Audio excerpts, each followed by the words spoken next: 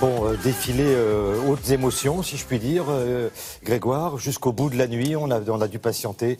Pologne-Portugal. Il a fallu veiller tard pour voir la victoire des Portugais sur les Polonais. Ils se qualifient donc ces Portugais pour les demi-finales. C'est la 5e fois qu'ils seront dans le dernier carré continental.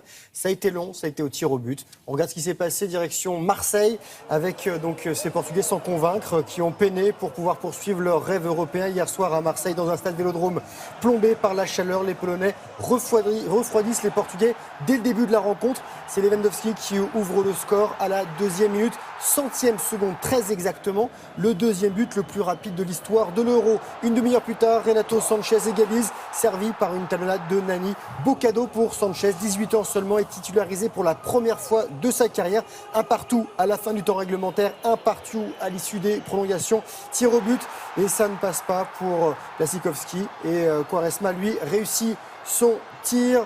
Et le Portugal gagne 5 tirs à 3. Voilà le dernier tir portugais. Et les Seleção sera opposé en demi-finale à la Belgique ou au Pays de Galles. Les deux équipes s'affrontent ce soir à Lille. Elles se rencontrent pour la 12e fois. 5 victoires belges, 4 pour les Gallois, 3 matchs nuls. Les derniers matchs, il y a un an exactement, c'était pendant les qualifications pour cet Euro. Victoire galloise. Demain, Allemagne-Italie et dimanche, France-Islande. Voilà pour le football. Bon, on va changer de région, on va en Angleterre, du côté de Wimbledon. Un peu de tennis. Il fait plus beau que les jours précédents, donc ça peut jouer. Les Français sur les cours. Un bilan mitigé, on va dire. On regarde ce qui s'est passé. On va commencer par Richard Gasquet. Ça passe pour Richard Gasquet. Il passe au 3e tour. Il est en bas de votre écran maintenant. Le Français 10e mondial, après avoir perdu le premier set, a réussi à dominer l'Espagnol Granollers, 43e. Le score 4-6. 7-5, 6-3, 6-1. L'an dernier, Gasquet avait atteint les demi-finales ici. Lucas Pouille, lui, accède au 2e tour de Wimbledon pour la première fois de sa carrière. Le 30e du classement a battu le modeste roumain Copil, 174e en 3 manches. Un match qui s'est joué sur 2 jours à cause de la pluie. Nicolas Mahut, lui, jouera les 16e de finale. Le 51e mondial a été impeccable face à l'Espagnol David Ferrer, pourtant 14e, donc très bien classé. Il s'impose 6-1, 6-4, 6-3 et au prochain tour, Mahut affrontera son coéquipier de double et compatriote Pierre-Hugues Herbert. Julien Benneteau, lui, a réussi à prendre le premier set sur Kei Nishikori, 6e, mais ensuite le Japonais a fait cavalier seul pour gagner 4-6. 6-4, 6-4, 6-2.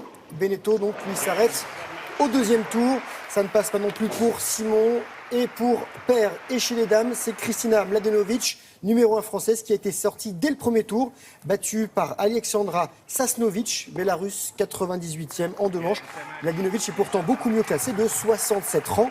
Et Caroline Garcia, sa compatriote française, elle s'arrête au 2e tour, 36e. Elle n'a pas réussi à se défaire de la Tchèque Sisniakova, qui est 114e, 4-6, 6-4, 6-1. Il reste 5 Français et une Française en lice à Wimbledon. Bon, oui, effectivement, tout ça, c'est mitigé. Donc, on parle de golf à présent. On va revenir en France avec la 100e édition de l'Open de France qui a débuté hier avec un Danois en tête et un Français qui est plutôt bien placé. Et ce Danois, le meilleur hier sur l'Albatros à Saint-Quentin-en-Yvelines, c'est Lucas Bergard.